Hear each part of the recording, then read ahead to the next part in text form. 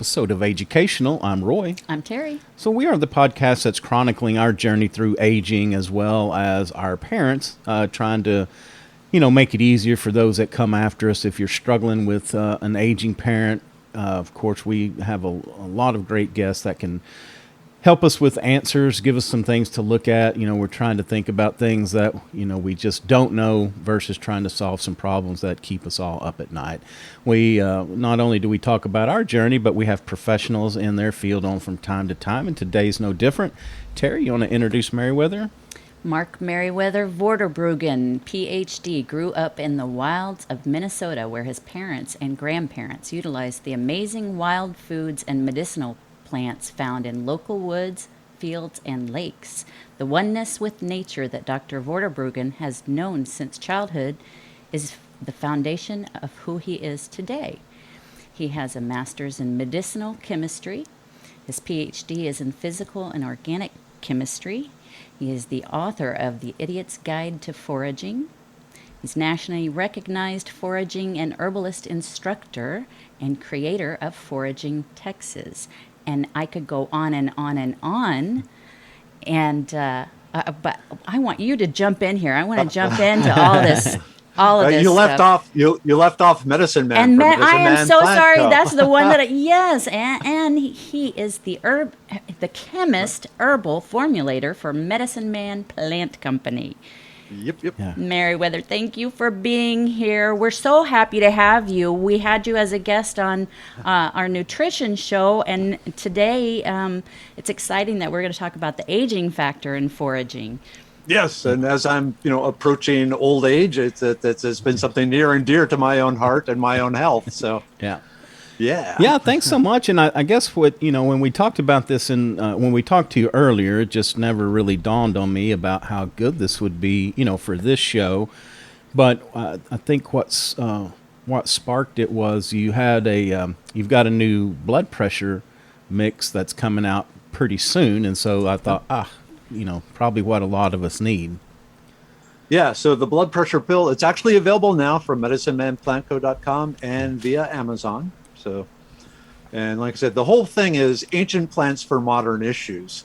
And a lot of the health issues that we suffer from today, whether it be young or getting up in age, a lot of it is due to lifestyle issues because we are maladapted for this modern world. Our bodies are still the bodies of cavemen and cavewomen and are designed for the lives they left, which we are no longer living. Right. Yeah, we were talking the other day about even how not only our bodies change, but also, I guess because when we're young and probably a little stronger and a little healthier, our bodies can tolerate a little bit more abuse than once we get older. And so, when things start going wrong, we really need to look at that nutrition and see, what are we doing, kind of sometimes even maybe backing everything out and starting over. But then also, getting closer to the earth, we could take supplements and help us out. But, we really that's why this foraging component is so important, because if we can go out and pick it out of your own backyard or in a forest or whatever, much, much better. Yeah, and I see the supplements, they're kind of a crutch to get you back to a place where you are physically capable of going outside and getting back into nature, or at least a park, and doing more physical, mental, and social activities than you had been doing before. Yeah. So my goal is for you to just take these for a while and then get them to the point where you can do whole lifestyle changes. Yeah. Yeah, and that's so important. Talk to us a minute about foraging. A lot of people, that was a new term to us when we first met you. So talk to us about what that means exactly. Well, it's basically just accessing nature for your foods and medicines. If you think about, the grocery stores that we have now are a modern invention. They're barely 100 years old. And, we had agriculture for, 8,000, 10,000 years, something like that. But before that, you can trace tool making, fire controlling humanoids back 2.5 million years. Wow. And the Homo sapiens have been around somewhere between 60 and 80,000 years. And for most of that time, we were getting our food and medicine from the wild. Yeah. And so there are some of us that still do that. teach that and believe it really helps people reconnect to nature and has all sorts of other health benefits that we can talk about tonight. Yeah. I think I like what you said, and we are becoming to understand this, that food is medicine. And, there are things that we can do for different things that are going wrong with us. And then again, we can look at what's going wrong with us and maybe trace that back to some foods that we're eating, over processed salt, or So many all this. hormones added into our food that we eat these days. And I guess the more organic you can be about, putting food into your body, the more whole foods and all of that, the better off it is. And so foraging, oh my gosh, that's the raw form right there. Yeah, I like to say, you mentioned let food be thy medicine. I go one step farther and say let gathering food be thy medicine. Yeah. Oh, yeah. But if we can, one of the things I like to point out for people going back to the caveman bodies in a modern world is back then, the desire for calories was huge. We couldn't just go to the McDonald's and get a milkshake and have 2 days worth of calories in a cup. Right. And so we evolved to basically be hardwired with sensors in our stomach. When we eat something that's high in calories, it triggers a thing in our brain that says, hey, this thing you're eating, eat as much of it as you can, because you don't know when you're going to get it again. Interesting. Which served us great when we had to run down a deer to get our food.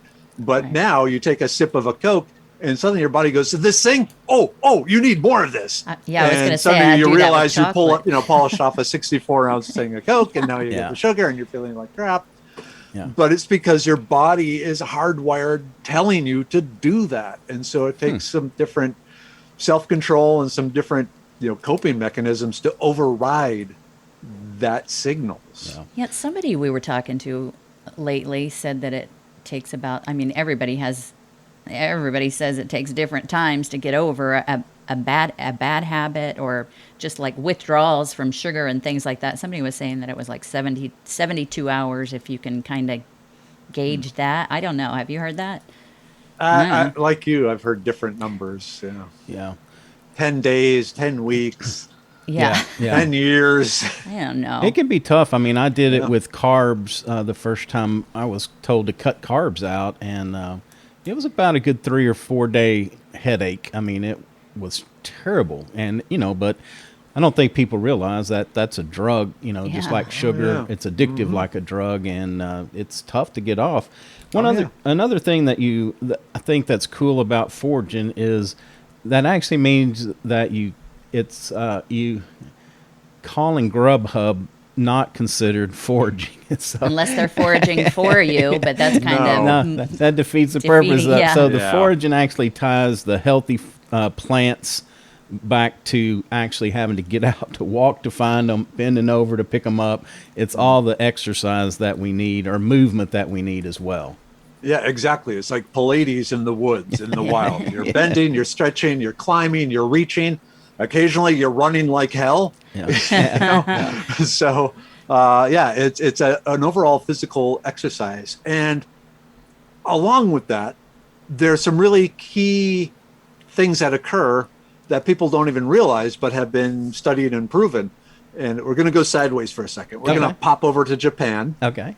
If you look at the demographics of Japan, they have the oldest, demographics in the world right now. Their pyramid is very inverted. They have lots and lots of old people, not many young people. And so for the last couple of decades, they've put a lot of effort into studying how can we keep these generations of elderly people healthy and requiring fewer of our resources, because we don't have the resources for them. Right.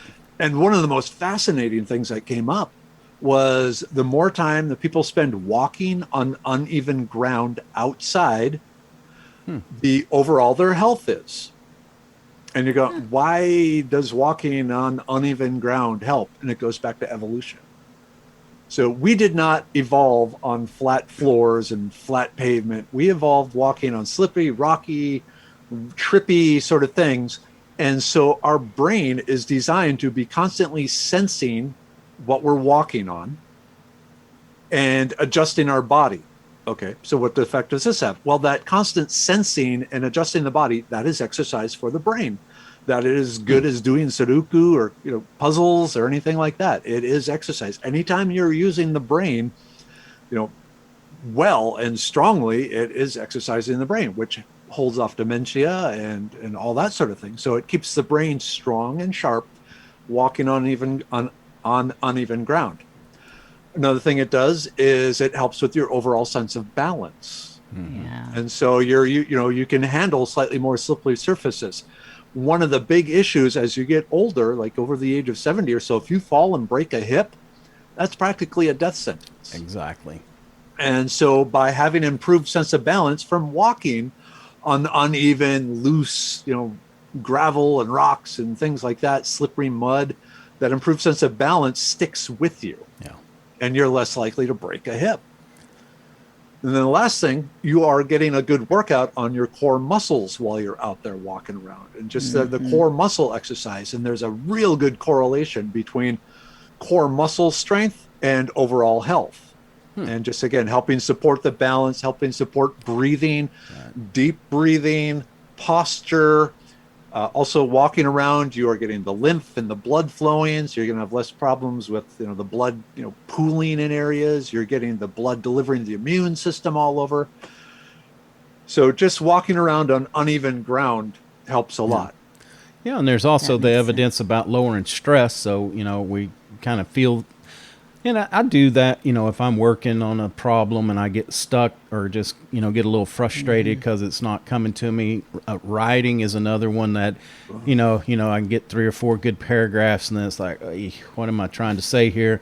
Sometimes just actually getting up from the desk, taking a 10, 15-minute walk, it really clears your head. And I could come back and be so much more creative and problem solving than I was prior to that. Most definitely. And again, especially if you're out, in a park or someplace more natural, they've shown that it really helps all sorts of things. Again, going back to the evolution, your brain is walking on this uneven ground, but also once you're out in the wild, it immediately slips back into caveman stage and going, okay, is there a saber-toothed tiger around me? Is there another guy with a rock, going to sneak up on me? So your brain is starting to scan everything around you with your eyes, your ears, your nose, the hairs on your arm. It is picking up which way is the wind blowing, because you want to be walking into the wind, because if you're walking into the wind, the creature isn't going to smell you. So you might get a chance at a deer or a raccoon or something to eat. Interesting. And so it's constantly analyzing with all your senses. One of the things I really like doing is taking people on night hikes, and about every 10 minutes we stop somewhere, have them close their eyes and just start smelling the air. Yeah. And I say, okay, how many different smells can you smell? And at first it's like one. It's like, okay, now examine that. Don't try and identify it. You're not going to be able to, tell what the smell is, but how many different smells can you actually pick up? And by the end of this, they've realized, wow, if you've put some time to it, you really can smell your environment. In the modern world right now, our goal with smells is either to get rid of them or make them smell pretty. Yeah. There's no in between. We don't use it to analyze our environment, but we used to. Yeah. And that the most direct connection between the brain and the ecosystem actually is the nose. Yeah, and it's interesting because we actually live in an environment that looks very much like the background that you have, and we actually have to do that for safety still, because 2 things that we can definitely smell: copperheads and water moccasins. In stereo. They both have a distinct smell, and especially when we had an incident where luckily it was at the tip of the ear, but one of our dogs got bit by a copperhead. It was kind of at the back of a tree, and she stuck her head around there and it got her. But she's safe and she's okay now. Yeah. But we were lucky. But that's one thing that sometimes you go out and it's a distinct smell. If you've ever been around one, exactly. So Way too many. Yeah. Yeah. Right. Well, then as you head out west, you run into the mountain lions, and they also have a very distinctive smell. Oh, really? Okay. Yeah. I don't want to smell that. You don't. No. You really don't. Yeah. I didn't want to smell or identify the smell of a copperhead either, but here I am. So what about I'm going to impress you with some things that we've learned over the last couple months, but Cool. we are, well, I'm going to say my opinion and then I'll let you answer with yours. I think some things we've learned is that we are an omnivore. We are neither a carnivore nor just I don't know what they're called, plantvores, whatever that is. Herbivore. I knew that one. Yeah. And some of the explanations that Plantvore. we've got is that it's our mouth. If we were carnivores, we'd have more fangs type teeth, and then our digestive system is too long or short. One of them, yeah, too short. Yeah, and then vice versa. We're not just plant eaters because our teeth still aren't correct for that, and then our digestive system is too long for them. So anyway, there's a lot of evidence, and I may have that twisted backwards, but there's evidence out there that we truly are the omnivores. Yeah. And let's go with the digestive tract first Yes. and compare our digestive tracts, the digestive tracts of the humans, to those of our nearest primate cousins, if you will. Okay. Their digestive tracts are extremely long, much, much, much longer than ours. Because with their plant-based diet, they are eating lots and lots of plants, and it just takes a long digestive tract to break all that down. Now, the thought was part of it is because we mastered fire. Again, like I said, there 2.5 million years ago, before Homo sapiens were Homo sapiens, certain hominids figured out how to make and control fire, cook food. Cooking food is kind of like pre-digesting it. You're breaking the proteins down, you're breaking the starches down into something easier to digest. And so by doing that, we eventually didn't need as long of a digestive tract. But here's where I'm going to point out the physical evidence of our meat-eating ancestry. Okay. We are not hairy. We have beards, we have eyebrows, but one of the things that sets us apart from all the other animals in creation is we are extremely good at venting excess heat.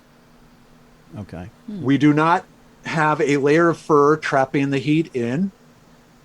We sweat really well. We have more, sweat ability than any other creature. Think pigs. Pigs are very close to us biochemically, but they have terrible sweat glands. That's why they're wallowing in the mud to stay cool. Okay, so what does being able to vent heat have to do with it? Humans have been shown to be what are called persistent hunters. So if you spend 24 hours, give a man versus horse race, how far can you run in 24 hours? The man will outrun the horse. The man will outrun the cheetah. Humans will outrun pretty much distance-wise any other land-based creature out there. Sure, the dog, most things can beat us in a sprint. And so they will take off running when we show up, and we watch where they go. And we start running after them, and the animal thinks, okay, I escaped it. They lay down, and then here we are with our pointy sticks. And it gets up and starts running again and, runs really fast and gets away from it. Okay, good. And here we are again, running right after it. And it just happens over and over until we wear the creatures out. Because meat and fats and organs and, just don't think meat. You got to think the entire animal. Mm-hmm. And let's go sideways. Well, let's go this way. Yeah. Now we're going to go lost at sea. Bear with me. This applies to all this. There have been a number of cases where people have been lost at sea. This is a common, being lost at sea is fairly common. Being lost in the sea in a little life raft with a fishing kit is fairly common. And they've shown that people, they're lost at sea. They'll be out there for months. After 6 to 8 weeks of catching fish and eating fish, and just eating the meat of the meat of the fish, sushi basically, they describe it as a switch gets flipped in their brain, and now suddenly they're looking at the fish eyeballs and thinking, "Oh, those look really good." They're looking at the fish guts, the liver, and the intestines, and thinking, "Oh, baby, I want some of that." And it's like suddenly the mind has alerted, "Hey, there are nutrients in the fish's brain, in the eyes, in the guts, in the skin." That you need. You're not getting all of it just from the meat. You need all these other things too. It's really fascinating, the studies on this. And so the brain realizes and can recognize the things it needs.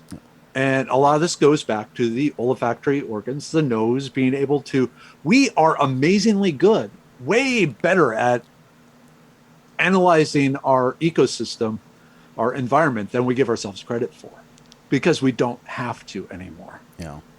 If you go back to plants and a lot of medicinal plants, they've been shown that basically their nose picks up some pheromone from the plant and realizes, hey, there's something in there that I think would help me right now. But again, going back to so we have figured out how to access our ecosystems better than any other creature on the planet. Yeah. If you look at the diet of humans, it is bigger, broader, more extensive than any other creature on the planet.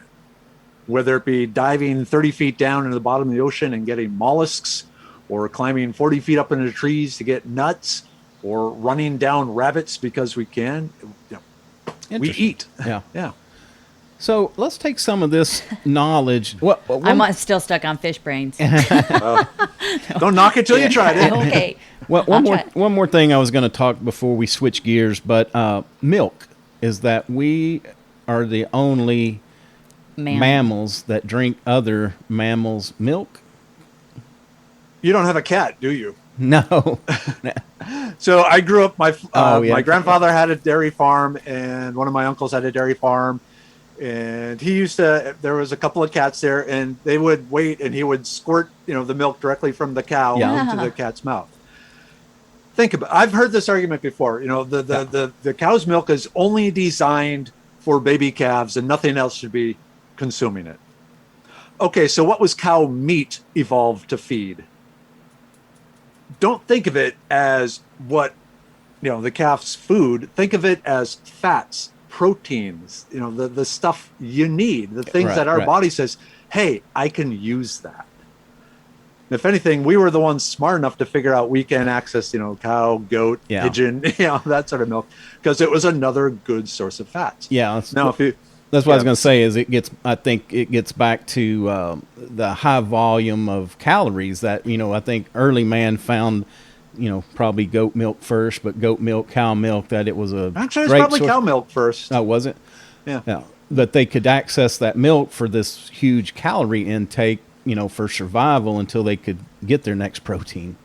And they figured out how to make cheese, which is a way of storing calories. Okay. Way better than storing, fat usually goes rancid, but once you make it into a cheese, you got, some storage life. Right. There. So interesting. Okay. So let's transition to, the aging process and how our diets, how maybe foraging, eating more greens can help us, with the dementias and all the other things that seem to the aging stuff. Seems to go along with the aging process. All right. Well, you brought up the blood pressure pill, so let's talk about the circulatory system. Especially in a modern life, a couple of things are going on. One, you're 60, 70 years old. Your heart has been working all that time. It's getting tired. So anything you can do to help relieve some of the work that the heart has to do will help.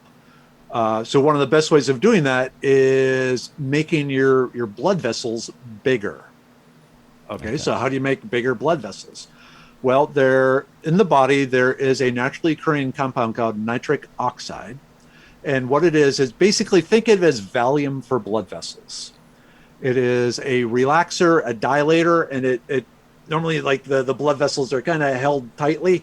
It kind of chills them out, makes them a little more flexible. And so they are bigger.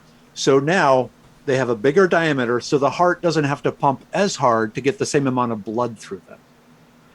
So when you watch the late night TV, you see all, super beet is what it is now, and different things like that. There are different plants that come up and have been shown to naturally increase nitric oxide in the body. And so they're all good for that. But another thing you can do, again, especially with our modern diets, we get a lot of the low density lipids, the bad fats that start forming the plaque in our arteries. So one of the nice things about the low density lipids is they can be converted into the beneficial high-density lipids through the use of antioxidants. So you always hear antioxidants are good for you. Why? Because they don't oxidize things. So one of the things it does is they help convert the bad cholesterols, the LDH stuff, into the good stuff. And one of the things about the good stuff, well, certain things, first, you actually need it. Your body uses it as a building block for you. But second, it doesn't plate out in your blood vessels the way the low density stuff. So that plaque is just a buildup of the low density lipids, the cholesterol. Yeah. So by converting more of the bad to the good, you are going to reduce the plaquing and the gunking up of the blood vessels. And what's really neat is they've shown if you're on a good regiment of the right antioxidants, over time, it can even start breaking down the plaque that's built up in the blood vessels and start, rotor-rootering them or liquid plumbering them, however you want to think about it, and start getting those out there. So again, opening up the diameter of the blood vessels. So that's really what good. does that? What is that? Ginger is a very Ginger, good one. Thank you. Also, any of the really brightly colored berries. So raspberries or Raspberries, blueberries, grapes, the purple grapes, things like that. Okay. Beets. Not beets. Beets. So beets have the nitric oxide type stuff in them. Yeah. Yeah, but they're also high in starch, which then the body goes, ooh, starch. Yeah. Let's store this away because you might need it later because you're just sitting on the couch right now. Obviously, you don't need it now. What about things like, what are the ones that we use? Turmeric a lot, and then what's the other one? Cumin. Yeah, we like both of those. Okay, so those are anti-inflammatories. Okay. So they help with overall swelling. So one of the defensive mechanisms the body has, whenever it senses damage, is it releases histamine. The histamine then triggers all the cells in the area to kind of puff up and swell up to try and stop bleeding and prevent any infection. So it's just like, a defensive mechanism. They get puffy and fat and go, okay, nothing can get in, nothing, can get out. And it hurts and it's annoying and it slows down movement and it screws up balance and it does all this sort of stuff. So the antioxidants abilities there is basically helping reducing these swellings, these major and minor inflammations that are just causing joint pain and grouchiness because, that hurts. You slept on the wrong way and now things hurt because the body said, there seems to be an injury here. Let's inflame the area to protection. Yeah. And, we've learned too that inflammation is, I guess it's kind of, it's a defense mechanism, but it can also be kind of like a starting point for things that go wrong too, as well. Yeah, definitely. I guess if you carry it too long, or I'm not sure how that worked, carrying it too long or in the wrong place.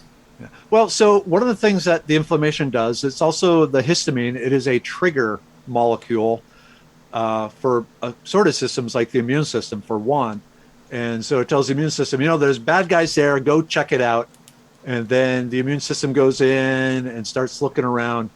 And if it doesn't find anything, it still feels like it should do something. And so you can start attacking yourself.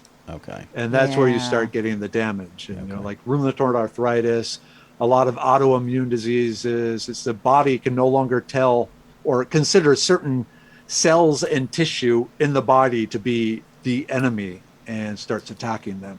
Okay. And the triggering event is the histamine inflammation reaction. Okay.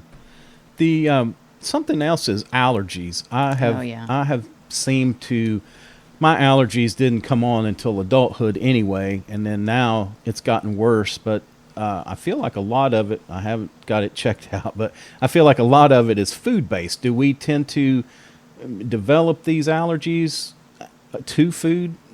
Okay, so let's talk about poison ivy for a second, because the reaction from poison ivy is an allergic reaction. That's why some people can roll around it and not have an effect, and other people will look at a picture of it and they're suddenly covered in blisters. So there is a compound in poison ivy called urushiol, and it has this big fatty molecule that likes to glom onto cells, specifically the proteins on the surface of the cells that tell the rest of the body, hey, this is me.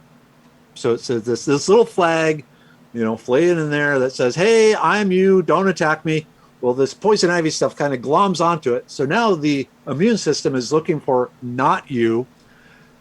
That cell that is you, the identifying protein is covered by the urushiol.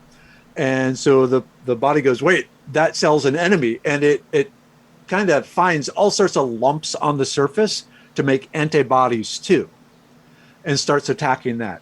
Same sort of thing going on with the food allergies in a way. It's usually a protein type issue. There are proteins in the food, whether it be plant, animal, fungus, Twinkies, completely man-made, things like that start just interacting with the body, glomming onto the body just randomly. And the immune system at this point, you have so many antibodies that you've built up over time that it starts finding things that accidentally match this stuff, and starts going. And once an antibody sees something, so we'll go back into you have raw antibodies your body is making. It's just throwing a bunch of Lego bricks together in a strange structure and releasing it out in the body. And eventually the strange subject or structure may accidentally fit this invading species, and the body goes, aha, I need to make more of these. And so it does. So there's some randomness in here. But also a fairly strong immune system means you're good at producing these white blood cells. One of the things, again, going back to the poison ivy, if you do have a minor sickness and your body is already looking for enemies, it's been primed, you have a cold, you have one of the minor levels of COVID or a flu or something like that, your body has been alerted there are enemies inside you, and so it starts looking for these enemies. And so if you have a little bit sick and you drink a milk and and have all this sort of stuff, and suddenly some of those proteins are just kind of hanging out on a cell, and the body goes, aha,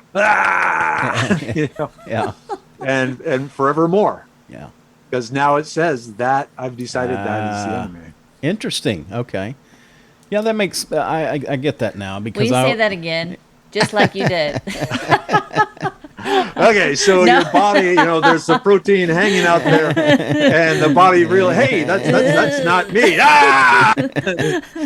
Oh my God. Yeah, you need to I give a lot of talks at high school. I was and gonna stuff, say and you so gotta they- talk to kids. I mean, Oh, yeah, Well, yeah. I mean, and us too. We're just sitting there. Yeah. Well, that's one of those things you do with the bright light in front of you. That would really make the good wall Oh, yeah, hand yeah. puppet thing. It's funny. So I have my own show, on every morning, and Yeah. one of the things on there is the puppet show of horror, where I some recent encounter I had that was just like, oh my God. And so I'll just grab whatever plants are available and reenact the encounter with plants. And so I've found I am best represented by a wild onion. So Oh. yeah. Oh, that's cool. Okay. Well, so while we're kind of on the immune system, so a lot, 80% or so, I guess, is in our gut. Is that where that starts? Okay, so let's talk immune system. Okay. You have what's called the innate, which is non-specific. It just is a general zone defense. This is things like your skin, your mucous membrane. So inside your nose, your mouth, your throat, your whole GI tract, there are antibiotic and antiviral compounds in there, because when you inhale, you're going to be inhaling bacteria, yeast, microbes. They get stuck in the mucus, and then these non-specific antibiotics and antiviral compounds attack and destroy them. If they are unsuccessful, if the innate form is not able to destroy them, then they activate the specific or active immune system. And that is when you think of the immune system, the white blood cells coming to charge, that is the specific. And they are figure out. So one of the things the innate does is, when it's first attacking the whatever, like you get a cut and you have non-specific macrophages in your blood, in your lymph, that start just attacking any bacteria. They don't need to be told to do it. They just go and start doing it. But while they're doing it, they're ripping it apart and then wearing the bacteria's skin on their skin as trophies. And then they migrate over to the thymus and into the bone marrow and says, hey, if you see something that has this on it, kill it. Okay, but now we're being overrun. The innate is realizing, hey, okay, well, I can't do the whistle thing. Yeah. But loud whistle noise here. And they alert, okay, release the dogs of war. And the thymus and the bone marrow work and start releasing the white blood cells, specifically the ones that have now been trained to recognize those bacterial parts or those viral parts. Yeah. And they come charging in and attacking. And I forgot where we were going with this. What was the question again? I don't know. I'm just so enthralled with how you tell stories. You have got to do like an animated film for kids. I mean, for all of us, of course. Seriously. But yeah, they come charging in and they try attacking and do their thing and destroy it throughout the body. And that can be a pitched battle, and it could take days. And the more you can do to pump up the immune system, the better you are. And there's a number of herbs that have been shown to do that. The elderberry increases the speed and number of the release of these dogs of war. Yeah, that's where I was going with that too. What are some plants and herbs that can really help us with that? Yeah, elderberry is really good for the specific immune system. Echinacea is another really good one for the specific immune system, but it also helps support the innate immune system. There's a herb called self-heal or heals all.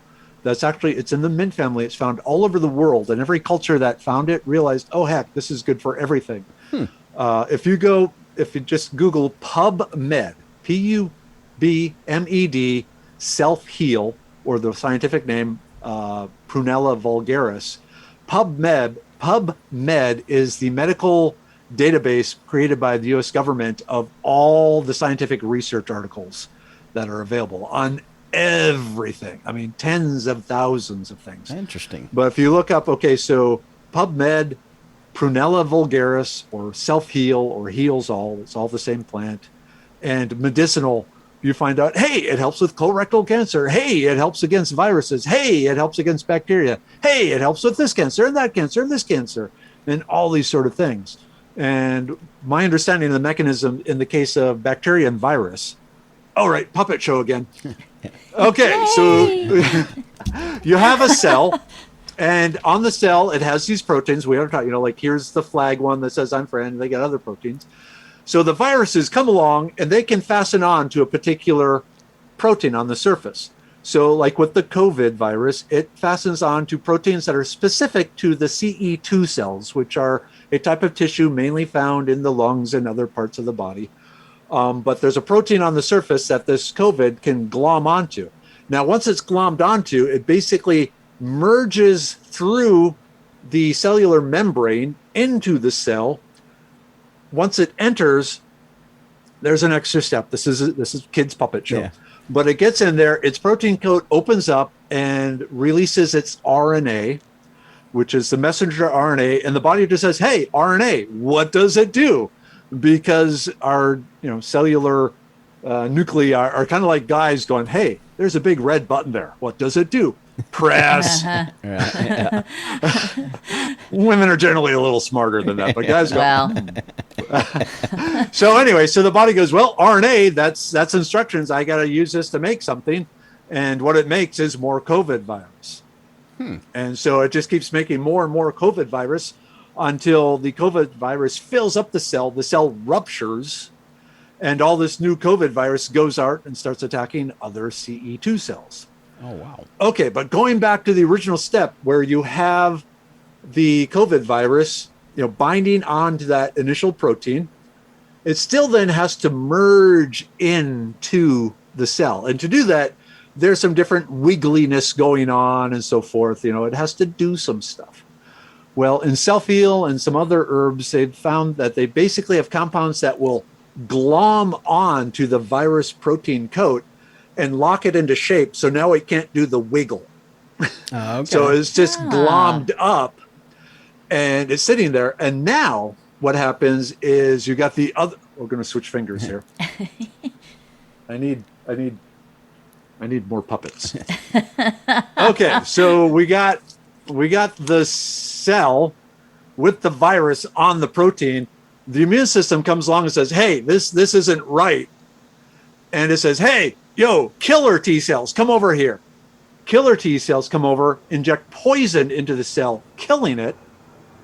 But by doing that, it prevents the virus from being able to take over the replicating machinery of the cell. Wow. So, yeah, the immune system is fascinating. Oh my goodness. Yeah. It is so complex and so many moving parts and so many signals and all this sort of stuff.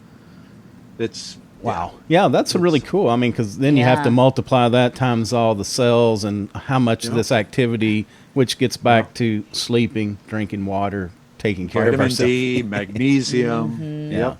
Social interaction. I mean, it's all sorts of science. Your mood affects your immune system. Because if you're stressed out, your body is releasing a sort of mind blank. It's been a long day. Cortisol? Anyway, yeah, it releases all sorts of stress chemicals that in short term are designed to protect you, but day after day after day, if you're constantly releasing them, they start damaging the heart, they start damaging the body, they start interfering with the immune system. So if you can have pleasant social interactions with people, that raises your mood and that, improves your overall health. That's why one of the things they've shown is people that are, as people age, if they have a social connection somewhere, a donut shop, a church, a bridge club, square dancing, something like that. Yeah. It actually has multiple things going on. But one is you're just having a social interaction. You're feeling part of a group, which again, going back to our evolution, that's how we evolved, to be parts of small groups where everyone is kind of looking out for each other and knowing they're caring about you and they know you care about them. That does wonderful things for our brains. Yeah. And then again, with the interactions, that lifts the immune system. You're better off. Right. So Right. that was one of the big problems with the COVID, and everyone, you got to lock away and you can't be involved with it. That was the worst thing they could have done. Yeah. Except maybe put all the COVID patients in the senior citizen centers and They tried that in New York. Yeah. and California and Minnesota. The places with the really big death counts. Yeah. Yeah. So what would be your top? I know you have more than 3 or 5, but what would be the top herbs for aging? Something that somebody could take action with now and hopefully be preventing something in the future. Okay, so let's go back to the brain, because in the end, that if your brain isn't healthy, it doesn't matter if your body Right. is healthy. And as you age, you start to get a little fuzzy on the edges. I had the brain fart here a second ago. So herbs to help the brain. One of the big ones that most people probably have in their kitchen is sage. So sage has been shown to help with memory, recall, and attention. Back before I started Medicine Man Plant Co., every morning I would put about an eighth to a quarter teaspoon of dried sage in my coffee grounds when I was making my 3 cups of coffee. And so that would just help with I call it mental energy. Yeah. So it just helps stay focused and aware. Things you may not have in your kitchen cabinet, but I can hook you up with, is lion's mane mushroom. And there's some really fascinating research on that. It's actually been shown to increase the number of neural connections between brain cells. Interesting. So the beta-glucan chemicals, they trigger growth of neural connections in the brain. So you get more brain cells connected to one another, which also helps with memory, recall, creativity, things like that. One thing they found also, that if you take it in the evening, you may end up having very vivid dreams. Oh, wow. Which, Wow. if you're a happy person that has happy dreams, maybe a good thing. If you're a stressed out person that has a lot of nightmares, maybe not such a good thing. No, that doesn't sound fun. Yeah. But again, another herb that's really good for the brain is ginkgo leaf. Ginkgo leaf is an ancient Asian tree, and there are compounds in the leaves that have been shown to increase the overall blood flow to the brain. Okay. So by bringing more blood to the brain, you're bringing the oxygen and the glucose you need to think. Thinking is, requires energy. Yeah. It's like, doing jumping jacks. Your muscles need oxygen and glucose. Same with thinking. If you are thinking a lot, you need oxygen and glucose. And the more you can get there, the more clear your thoughts are, and the longer you can think these clear, strong thoughts. Okay. So, yeah. And of course, I put all three together in the brain bill for the Medicine Man Plant Co. Just saying. Oh, okay. Okay.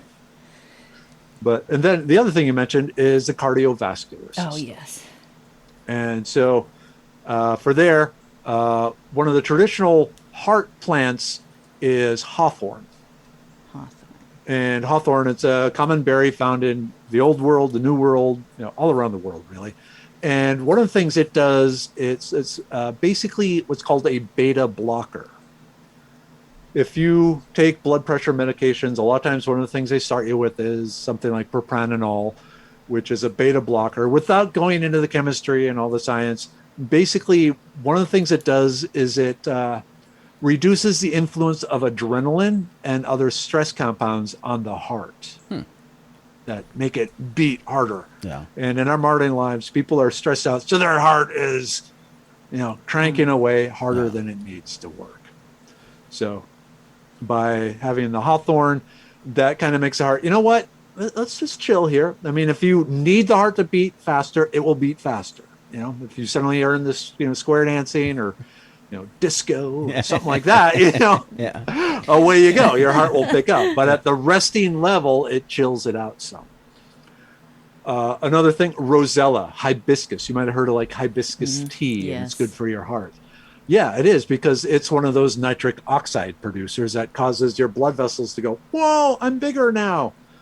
So very, very good there. And then ginger. We talked about ginger helping convert the bad cholesterol, the low density lipids, into the high density lipids.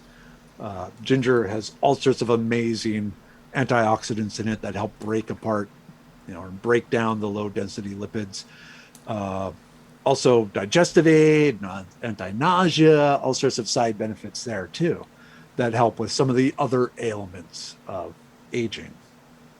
Okay.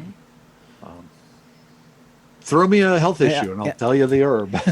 Well, one thing I was going to ask because I'm sure we can throw a lot at you, but like you said, you put the powder form, I guess, in coffee. Sage, so ground it. what is the does cooking with the herbs, does that reduce their effectiveness or cook out the goodness?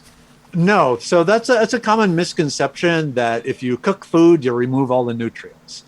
There are some nutrients you remove, like vitamin C. For every minute vitamin C is exposed to temperatures above 184 degrees Fahrenheit, you lose 10% of it. It's a very reactive molecule, which is why it is so necessary. The body uses it as a cofactor in all sorts of chemical reactions inside the body because it is so reactive. Yeah. But it also makes it heat sensitive, whereas other minerals, molecules, and so forth are actually stable up into the 400s. Oh, okay. The basic, the physical organic side of me, basically you have to start heating a lot of compounds up into the 400s to really start getting them to break apart. Okay. So. Yeah, because that's what we do generally with like I can't even remember what they are. The cumin and the turmeric.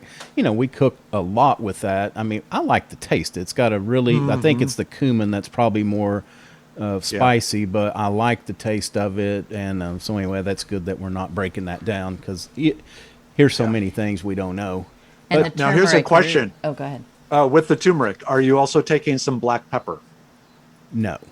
Okay. Well, but not that's what's just put in there, but not. Okay. Yeah. You want to. So basically, you always want to have at least 1% black pepper with your coumarin and your turmeric because the body actually doesn't absorb those very well. Oh, okay. But one of the things black pepper does is it basically unlocks more passages through your gut, through your intestines. And so it improves the bioabsorption of the turmeric and the coumarin and the CQ10 and a number of other things like Okay. that. No, that's See, good. so I Plus, needed it to also know helps that. with overall digestion. So you can extract more of these nutrients. Okay. From I'm your sure food. I put pepper.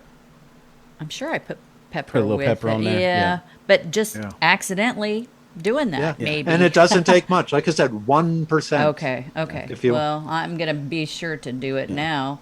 I'm gonna be looking for it. Okay, so what about leaky? What do we I we was hear gonna a ask lot about leaky gut? Well, and, thyroid and leaky gut were the two Yeah, that came okay. to mind. Okay. So the leaky gut, that's basically holes in the mucous membrane lining the stomach. So that slime layer that protects the stomach from the stomach acid, and it has its own antibiotics in there. So the leaky gut, there's basically little pinholes in there. And so gunk is getting through to the actual intestinal wall that should not be, and then starting to damage it. So before the end of the year, it's still in testing right now. But one of the things I'm coming up with is the gut pill to help with that. Oh, So there are certain things like slippery elm or marshmallow root, or really anything slimy. So like okra or cactus pads that have that slime in it that most people don't like. Yeah. It's chemically, it's very similar to the mucous membrane and helps put an extra layer of protection along the intestinal tract. Okay. Okay. And so that helps with that. That'll help me make him eat some okra. All right. Except, of course, we like it fried. But no, I'll cook it Well, anyway. pickled, Yeah. Yeah. or cactus pads, or Yeah. aloe vera gel. things like that. Okay. So what about thyroid? I know Yes. Terry has some issues with that. Okay, and so thyroids are complicated because there's overactive and underactive thyroids. So and they require- hypo. Yeah, hypo. And off the top of my head, because that's something later on. Yeah. Yeah. We don't mean to put you on the spot. So. Yeah, and I know like ashwagandha works for one. There are a few others, and then so if you have the one, you CoQ10. want these herbs, but if you have the other, you don't want those herbs. And so I think you and I had talked about CoQ10. We had emailed about that. that might have been, yeah. Mm-hmm. So Okay. yeah, and the thyroid, that's a big part of the immune system too. So Right. Right. Oh yeah. my gosh. And of course, making sure you have the proper amount of iodine for the thyroid Yes. too. Well, we're running way long. I'm sorry. I didn't notice what time it was till just now. It's always I'm having fun. Yeah, Hey, storytelling with Merriwether is awesome. It's always a pleasure to speak with him, and just for full disclosure, we take the brain pills, the one I'm pretty sure that we're on, and it just I seem to be clearer and much. I noticed a difference. I mean, I didn't have as much brain fog. I was just able to concentrate for longer periods of time. Of course, I've run out, so I do need to reorder. I'll send you the secret coupon code. Okay, all right.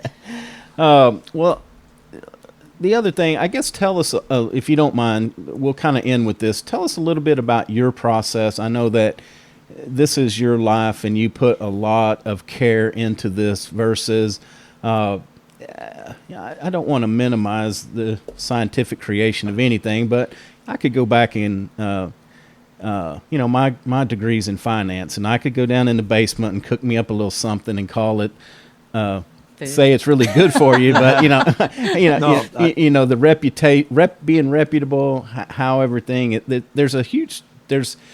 It's kind of the Wild West out there. Yeah.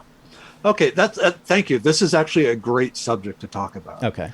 So my process from start to finish. So we'll be talking. We'll say, okay, what is the next issue we want to tackle? So let's say the thyroid, a hypothyroid.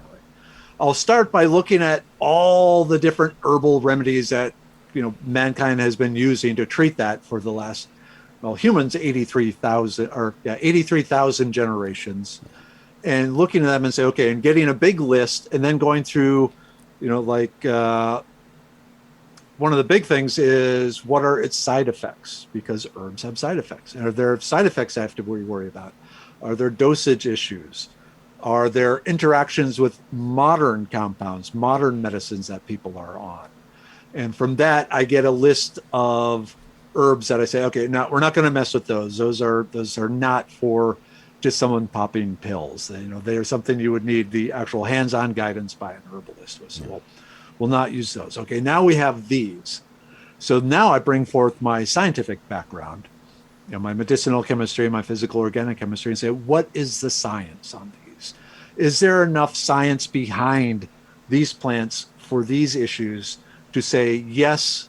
I mean, my name is on each bottle. I got, my signature, I don't know if you can see it, is on each bottle. So I'm making you a promise that this will do what I say it does. Yeah.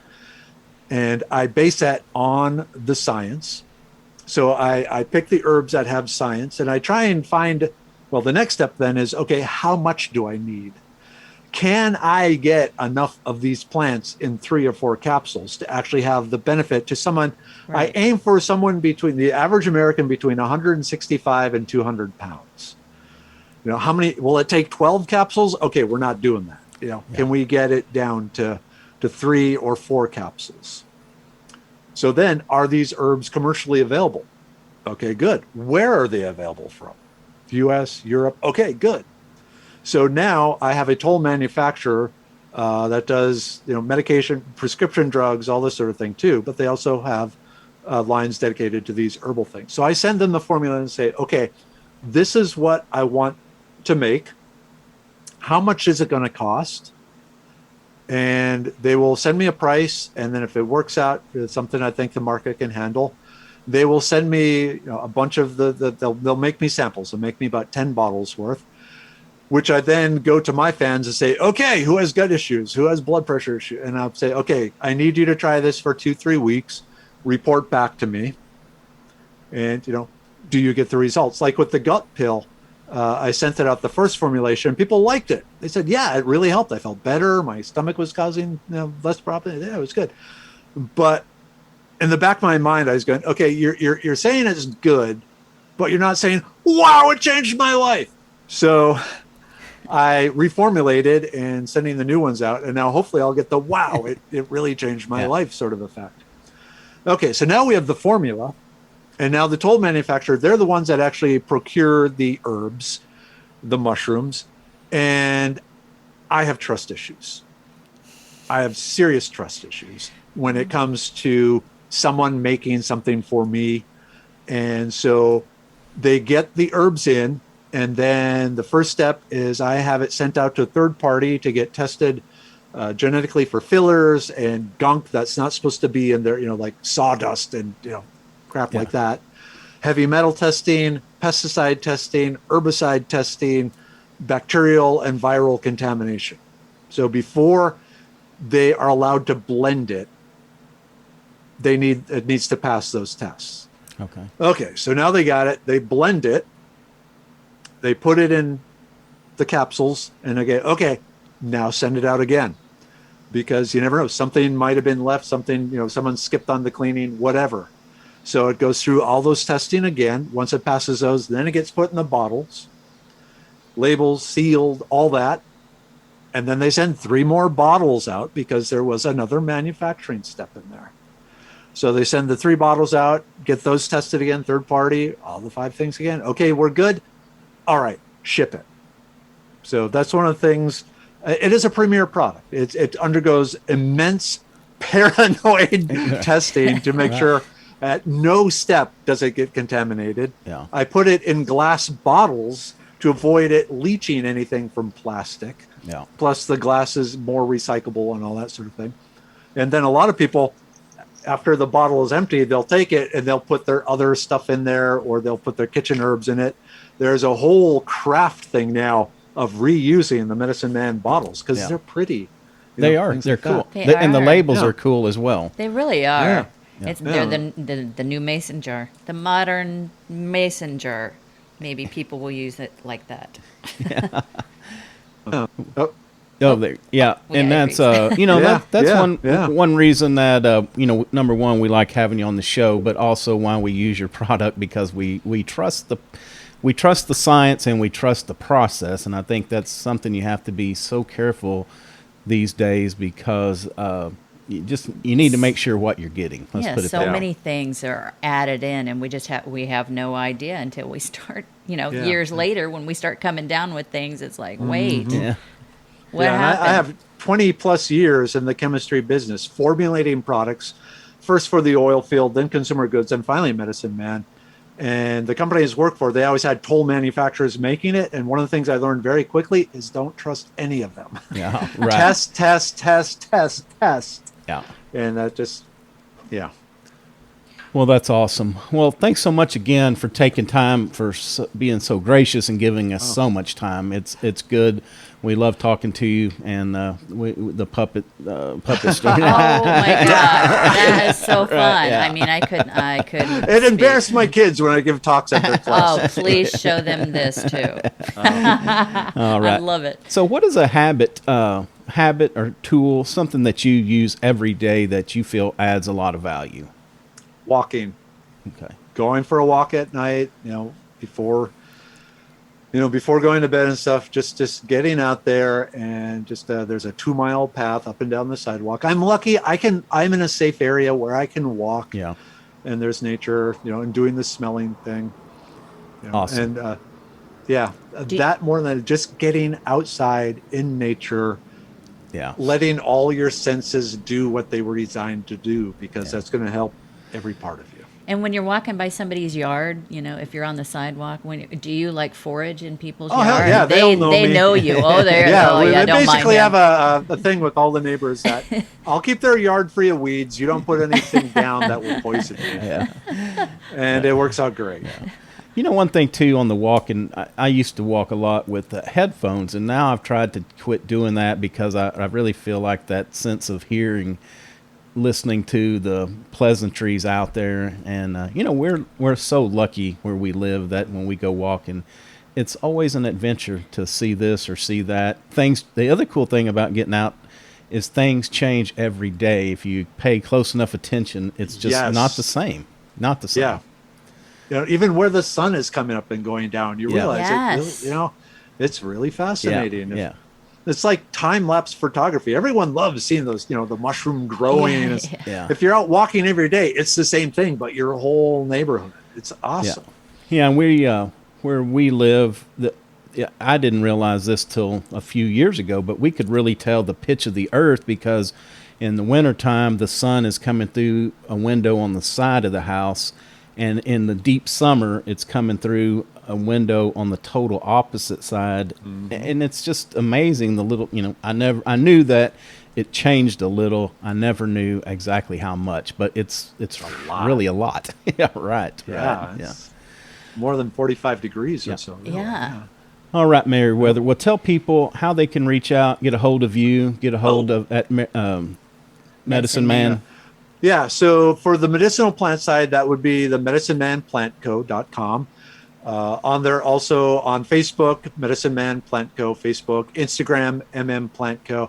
I recommend the Facebook because you can have a more interactive experience. You can click on links and stuff. I try every day to post some little video that I've created about things, or some articles to caveman lifestyles, things like that, what we know. It's fun. Because I'm fascinated by our ancestors, not just the plants they use medicinally, but their entire life.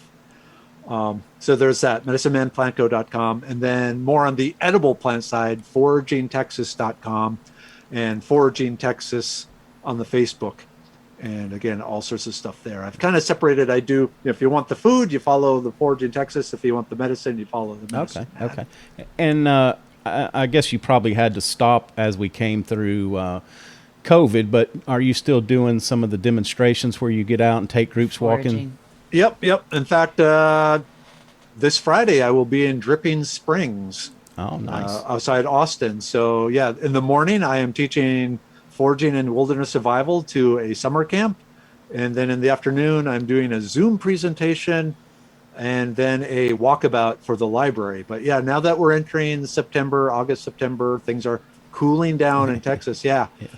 Basically, I have 2 weekends where I'm not teaching between now and January. Oh, nice. So it's That's great. because that's what I love. I love one of the things people they want to learn foraging, but they're afraid. They look at the book, they'll look at the plant, and they're afraid they're going to poison themselves. So they need me to say, okay, I am holding your hand now.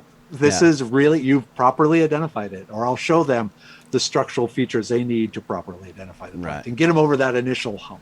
Yeah, so and again, it's not only nature, it's not only learning plants, it's not only eating things that are good for you, but it's that exercise to get out and bend and use our brains as well. So, everything. It's a well-rounded exercise. And get his book, too, Idiot's Guide to Foraging. Oh, Idiot's Guide to Foraging. Yes, I will say, though, in March of next year, it's going to be updated. I'll released an updated version called the Outdoor Adventure Guide Foraging. Some of the less tasty plants I've replaced it with more yummy plants that now I had photographs of. Okay. So, and the recipes have been replaced with what I call campfire cooking type recipes. Okay. The recipes in the previous one were more foodie kitchen, kind of labor intensive, a lot of dishes, but really show off to your friends. The new version, the recipes are, you're out in the woods, you want to cook something, here you go. Throw some dirt on it. Is this book gonna highlight the Oreo plant or the Snicker plant? Because those are the ones that I'm looking for out there. I haven't found them. Okay, you're laughing. Oh. Hackberries. Hackberries. Yes, hackberries are nature's candy bar. Okay, I'm gonna try that. Yeah, Roy's going to send me out go for to it the now. Foraging. Yeah, it's not in the current book, but that's one of the things I'm putting in the new book. Okay. Where are they native to? Everywhere? The world. Kroger. The world? Okay. Yeah, not Kroger. So they are actually, if you want to, we'll talk about hackberries for a second. Yeah. They are the oldest known food of mankind. Because the Peking man, the several skeletal, the Homo pecanus, which is a dangerous word to say. Yes. But they were found with a bunch of hackberry seeds amongst the skeletons in the caves where they were living. The hackberry seeds was one of the few plant oils that doesn't go rancid. So they could store calories that would, like walnuts and pecans, they turn bad after a while. The oils in the hackberry don't, as long as the outer shell is connected. Interesting. But even here in Texas, the Native Americans, the Cherokee and so forth, would mash them up and make a pulp out of it and roast it. And the end result is identical to a crunchy granola bar. Interesting. Okay. All right. It's a sweet flavor. Roasted, it has kind of a peanutty flavor and sugar flavor, and away you go. All right, I'm gonna go hunt that one down. Okay. And speaking of which, one more thing, I'm talking to a guy on a business show next week. He developed coffee out of dates, and I don't know the whole. He had a heart attack very young, so he couldn't do caffeine. But somehow he crushes up the date seed. I don't know if it's the seeds or the meat or whatever, but he somehow mixes and blends it to coffee. So that'll be a story for another day. Oh. Just interesting. I'd never really thought of anything like that. So okay, do you want to hear about? Can I tell you one more story? Certainly, yes. Okay. I don't want to keep you. No. You wouldn't let us go. No. So. Down here in the South, there's about 14 plants that are used as coffee substitutes. So in the southern United States, these same plants grow up north, but they're not used as coffee. And when I say coffee, what I actually mean is something that forms a hot brown bitter fluid. Okay. 14 in the South, none in the North, even though the plants grow in both places. Why? Is it the heat? Is it because they don't want coffee as much as we do? No, they want it more, actually. The Civil War. During the Civil War, the southern ports were blockaded. They could not get the coffee. Where up north they could. So the Southerners, they spent a lot of time trying to figure out things that could add to the coffee they had to at least stretch it out and still not impart, weird flavors. Yeah. And so if you go to New Orleans, they got the chicory coffee. It's 50% roasted chicory root, and that was a Civil War survival skill. Yeah. Okay. Yeah, and I've heard because I coffee like prices that. are, I guess they had the drought and some plants had burned up that they were talking about that chicory that people may need to start taking more interest in Yeah, that he as added coffee he prices. added more he added more coffee to my list the other day. I'm like, wait, I just got coffee. He goes, I heard it's going up. It's going Yeah, up. it We is. need to Oh, it get some is. coffee. Inflation. Yeah. Yeah, yeah. So, but yeah. All right, Merriwether. Okay, I'll let you go now. No. It's always a pleasure. Thanks so much. Yeah. Thank you. I had a great Yeah, time. It's we fun. did too. That's going to do it for another episode of Educational. Of course, I'm Roy. I'm Terry. You can find us at www.educational.com. We're on all the major podcast platforms, iTunes, Stitcher, Google, Spotify. If we're not on one you listen to, please reach out. I'd be glad to add. Also, we're on all the major podcast platforms. We probably hang out a little bit more on Instagram, so reach out. We'd be glad to interact with you there. A video of this interview live with hand puppets and all will go up on our YouTube site when the episode goes live. So go over there and check it out. It's going to be a real treat. Until next time, take care of yourself and take care of your health.